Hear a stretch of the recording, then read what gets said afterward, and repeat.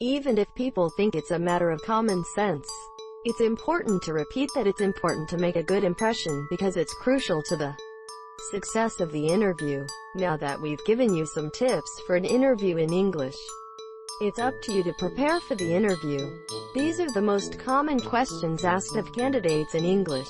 When we go to an interview, we never know what questions we will face until the interviewer asks the question.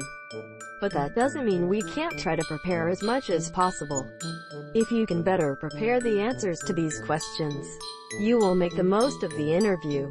This gives us an idea of the stress this must represent for people who are going to conduct an interview in a language other than their mother tongue. As part of preparing for the interview, it is important that you try to answer as many questions as possible. As explained above, there are many things you can do to make a good impression when you go to an interview. But there are many things you should avoid doing your best to avoid making a bad impression. Recently, Professors Robin and Dell presented a great live class on how to conduct a successful interview in English. When people wake up on the morning of an interview, they often feel very nervous and worried about how the process will unfold. In addition to the basic prepared answers on which you can build your answer, it is also important to have a variety of ways to express your experience so that you don't repeat the same opening line in every comment. Of course, it is impossible to know what questions will be asked, but that doesn't mean you can't try to prepare.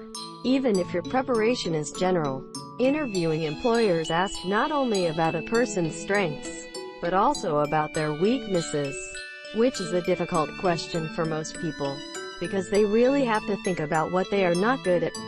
All of these types of interviews are different, but they all represent pressure on the candidate to give the best possible interview to succeed.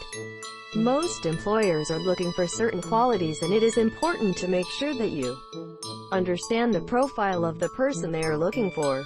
Remember that you have control over the level of preparation you put in the interview.